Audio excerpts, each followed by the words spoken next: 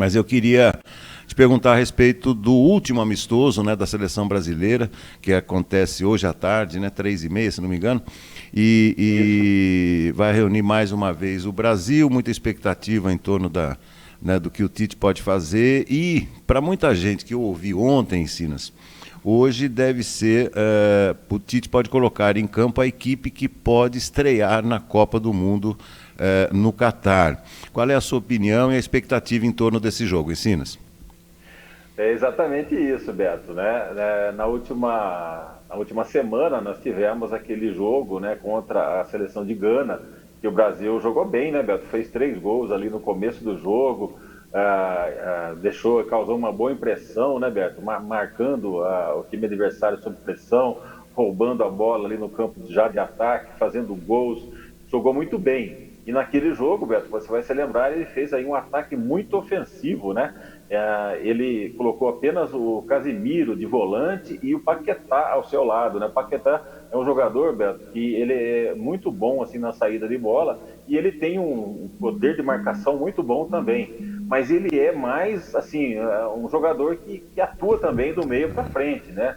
Então o Tite colocou naquele jogo o Paquetá ajudando o Casemiro ali na marcação e fez um ataque ali com Vinícius Júnior, Neymar, Richarlison, Rafinha, ou seja, um ataque aí poderoso. Já hoje, Beto, como você acabou de dizer, é o time que ele espera estrear na Copa, ele vai deixar o Vinícius Júnior no banco, vai colocar o Paquetá ali, fazendo ali o lado esquerdo, né? E vai também colocar o Fred ali no lugar que o Paquetá ocupou no último jogo, no meio de campo, né? E também na lateral, Beto, vai voltar, né, o titular, que é o Danilo, e o Militão, que ele colocou ali como uma possibilidade, né, de fazer a lateral durante a Copa, aí numa eventualidade. Há quem diga, Beto, que ele só vai convocar o Danilo de lateral direito, né, para ter mais jogadores aí que façam várias funções, né? Então, é bem provável que esse time de hoje, Beto, realmente seja o time que vai estrear na Copa do Mundo. Sinas, eu tenho ouvido muito a respeito dessa não convocação de um lateral de ofício aí. Queria ouvir sua opinião em relação a isso também. Não é possível que um país como o Brasil não tenha um lateral direito para levar para uma Copa do Mundo, não, Sinas? Não, na verdade tem, Beto, mas assim, na visão do Tite, né, é mais importante você ter jogadores ali que também joguem no meio de campo, Beto. O próprio Militão, né, ele no Real Madrid, ele é um jogador assim, que é coringa, né? Ele joga de zagueiro, ele joga na lateral, ele até faz ali o primeiro homem de meio de campo, ou seja, é um jogador bem versátil, né? O Fabinho, que joga no Liverpool, Beto, também como ali meio-campista, né, de volante, também faz a lateral. Ou seja, ele tem vários jogadores que fazem essa função de lateral direito. E o Danilo, né, é o titular desde a última Copa, né, Beto? Inclusive, na última Copa, ele acabou apresentando problemas físicos e o Fagner acabou jogando no lugar dele aí durante 2 partidas, né? A última da fase de grupos e também depois naquele jogo em que o Brasil foi eliminado pela Bélgica. Mas dessa vez ele está se precavendo, levando jogadores que são volantes, Beto, que também jogam pela lateral direita, né? Mas ele testou muito poucos jogadores, né, Beto? Na verdade, né? Nesse ciclo dessa Copa do Mundo, apenas o Danilo foi convocado, Daniel Alves, que já está veterano, não está jogando bem lá no México, e que há quem diga que não vai ser convocado para a Copa, Beto, devido aí a sua baixa produtividade aí nos últimos meses. Ele que está no time lá mexicano, no Pumas, e não está jogando bem, Beto. O time dele parece que nem classificou, né, Sinas? Exatamente, Beto. Ele foi num time que vai mal, né? E ele também, a gente lembra da passagem dele pelo São Paulo, que não foi boa, né, Beto? Ele mais ficava na reserva, mais ficava aí contundido do que jogando, né? Então, ninguém vai deixar de reconhecer o poderio técnico do Daniel Alves, né? No entanto, ele já está muito veterano, né, Beto? Eu acho que para uma Copa do Mundo, em que são 7 jogos, aí a cada 2, 3 dias tem jogo, ou seja, você tem que estar no ápice da forma física. Não é o caso aí do Daniel Alves, né, Beto? Sem dúvida. Eu acho que ele gerenciou mal essa Copa, né? Ele poderia ter ficado aqui, prolongado um pouco mais o seu contrato, acabou saindo, depois não tinha time para ir também. Eu acho que ele tinha uma certa garantia que seria convocado, mas não é bem assim que acontece. Até porque, né, Ensina, se a gente for levar em consideração os aspectos ofensivos aí, a seleção está com gente de sobra, né? Exatamente, Beto. E talvez é por isso que eu diga, né, que ele pretende levar, por exemplo, um defensor a menos, no caso lateral, onde ele tem o Danilo, que está num bom momento, e tem outros jogadores aí, pelo menos três, que fazem essa função, Beto. Com isso, ele amplia, ele pode levar um atacante a mais, né? Alguém ali na frente que possa ajudá-lo, por exemplo, num jogo mais complicado. Você vai lembrar na última Copa que depois que o Brasil tomou os 2-0 da Bélgica, Beto, ficou difícil para reverter, né? E você não tinha ali no banco de reserva jogadores que pudessem mudar a característica do jogo. Nesse caso, nesse ano, eu acho que o jogador que tem essa facilidade, Beto, além dos pontas rápidos que a gente tem, é o Pedro, né? Que é um jogador ali de área, matador e que faz gol de cabeça também, né? Só que a quem diga, Beto, o próprio Tite disse que talvez que ele não seja necessário colocar ele em campo hoje, porque já conhece as características do Pedro, né? Pô, você convoca o jogador, ele não vai participar de nenhuma partida, né?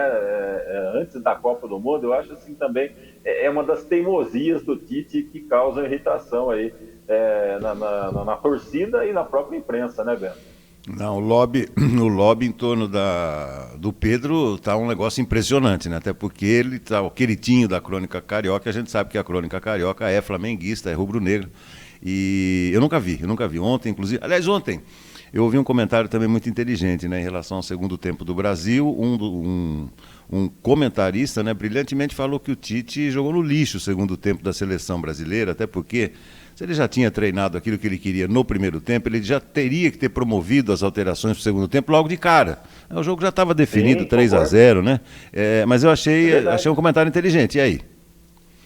Não, perfeito, Beto, né? Você está ganhando 3-0. Você não pode colocar um goleiro reserva ali para ganhar um pouco mais de experiência, né, Beto? De jogar ali realmente um jogo com os seus companheiros da seleção. Poderia ter colocado o próprio Pedro de atacante ali para você ver como funcionaria a seleção com um jogador diferente. Mas o Tite, ele é muito. Ele fica ali naquele negócio de garantir o resultado, né, Beto? Mesmo com 3-0, ele fica com receio de que possa haver aí uma remontada, né? Como os cronistas gostam de dizer, de tomar um empate, por exemplo, ou de tomar 2 gols. Ele fica muito preso àquele esquema tático dele para evitar de tomar gols, e com isso ele perde a oportunidade de fazer experiências, né, Beto? No treino de domingo, né, há quem diga que ele colocou o Everton de goleiro, né, e que hoje ele jogaria. No entanto, isso aí não passou apenas de um treino lá que ele fez isso, porque durante a Copa ele só está jogando com o Alisson. Vamos imaginar que o Alisson sofra uma contusão, né, Beto? Os outros jogadores não terão tanto tempo ali com os seus companheiros, né, atuando ali diretamente. E esses amistosos servem justamente para isso, né, Beto? Tá certo. E para a gente fechar, parece que é a primeira vez que o Neymar irá atuar no Parque dos Príncipes com a camisa da seleção brasileira, né? Exato, Beto. É curioso, ele que já está jogando lá 4 temporadas, né, no PSG, Beto, é a primeira vez que ele vai jogar com a camisa do Brasil no estádio em que ele joga todas as semanas, né, Beto, lá defendendo o Paris Saint-Germain, ao lado do Messi, né, Beto, e também do Mbappé, do atacante francês aí, que será com certeza um dos destaques da próxima Copa, Beto. Tá bom. Cuidado para não chorar a hora que ele entrar em campo hoje, de emoção, hein? Contenha-se, contenha-se. Tá bom. Tá bom. Ensinas. Não, não, mas agora me parece que ele deu uma boa aprumada, né? E Viu? bom Acho que para o Brasil, né, Zé? Claro. consciência. É bom, Beto. Ele está mais consciente, ele sabe que é a grande chance dele, né? De que se ele quer realmente ter aí esse prêmio de melhor jogador do mundo, né? Pelo menos em uma oportunidade, assim como o Kaká teve, Rivaldo, Ronaldo, Ronaldinho, né, Beto? Tantos outros jogadores do Brasil, é a última grande oportunidade dele, Beto. Se ele for bem na Copa, o Brasil conquistar o título, com certeza ele será indicado aí para melhor jogador do mundo, né? E Hoje, agora ele precisa jogar bem e levar esse time, né, Beto? Então ele tem que hoje, estar consciente disso. não, e tem tudo a ver. Primeiro que faz tempo que ele não figura aí no jet set aí das bobagens, das boates e tal. Isso é muito bom. Segundo lugar, eu li uma reportagem hoje também que antes de retornar aos treinos lá no PSG, ele pediu para que um preparador físico acompanhasse os seus treinamentos lá em Mangaratiba, onde ele tem uma mansão. Então, quer dizer, está tudo indicando que realmente dessa vez, se nada der errado, ele realmente bem preparado pode fazer a diferença, até porque ele está com um entrosamento incrível aí com o Vini Júnior, então é um negócio até bonito de ver, né, Encinas?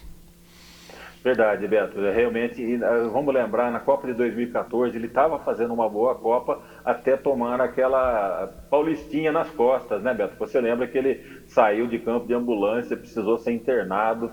Depois, na Copa seguinte, na Rússia, ele tinha quebrado o dedo, né, do pé. Você lembra que ele voltou a poucos jogos ali antes da Copa, não estava no seu 100%, né, Beto? E agora, sim, ele vai estar com essa condição, né?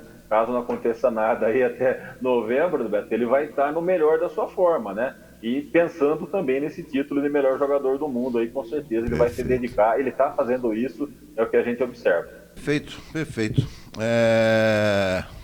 Vamos encerrar o nosso bate-papo, desejando aí, como você falou, aí, boa sorte aí para a seleção brasileira, hoje fechando esse ciclo aí. O ciclo de... e só para fechar também, já estou escrevendo um comentário de esporte. Essa semana nós teremos edição adiantada da Tribuna de Limeira, falando sobre o São Paulo também, que se prepara. São Paulo já viajou ou deve viajar por esses dias lá para a Argentina? Deve viajar por esses dias, Beto, né? A partida será em Córdoba, na Argentina, contra o Independiente Del Valle, Beto. E o jogo no próximo sábado, né? Próximo sábado, agora à tarde, às 5 horas, esse jogo aí que vai decidir o campeão da Copa Sul-Americana, né? Lembrando que o São Paulo já foi campeão em 2012 dessa competição, Beto, e o Del Valle também já foi campeão, Beto. Del Valle que já foi até vice-campeão da Libertadores, ele foi campeão da Sul-Americana em 2019. Tem bons jogadores, eu acho que vai ser um bom jogo, Beto. São Paulo é favorito, mas não é assim aquele favorito, sabe, de que você aponta como vai ganhar o jogo, né? É um jogo, com certeza vai ser bem jogado, porque é um time que tem jogadores assim jovens, mas habilidosos, Beto, que venceu aí 5 desses jogos nessa competição e empatou um, ou seja, é um time que está invicto na Copa Sul-Americana também. Verdade, verdade. Você sabe que ontem eu vi um comentário do Renato Augusto que me chamou a atenção em relação a algumas coisas e ele falou do Corinthians que vive um momento diferente para enfrentar o Flamengo do que aconteceu na fase de classificação da Libertadores. Inclusive escrevi sobre isso, né, no meu último comentário lá na Grande Área. O problema do São Paulo é que, concordo com você, tem um leve favoritismo, mas a equipe ainda oscila bastante, não é aquela equipe que você confia, né? Então, vamos ver o que vai dar. O São Paulo melhorou bastante, né, Beto? Nas últimas partidas, o Rogério tem conseguido colocar jogadores mais experientes, né, Beto? Aqueles jogadores que estavam com muitos problemas físicos, ele conseguiu gerir bem aí. É lógico que isso fez com que o São Paulo não jogasse tão bem no Campeonato Brasileiro, né? E ocupasse uma posição ruim. Agora, depois de 2 vitórias, o São Paulo deu um salto aí. Hoje está em 10º lugar. Então, com isso, ele consegue agora fazer com que os jogos importantes ele tenha aí praticamente os jogadores que ele quer ter em campo, né? Um pouco menos aí de jogadores contundidos, então ele está gerindo bem. E esse time mais entrosado, de jogadores mais experientes, está dando melhores resultados, Beto. Por isso que eu chego a dizer que o São Paulo tem um leve favoritismo aí para essa final. Concordo contigo, concordo contigo. São Paulo que tem 12 títulos internacionais, pode conquistar seu 13º nesse final de semana.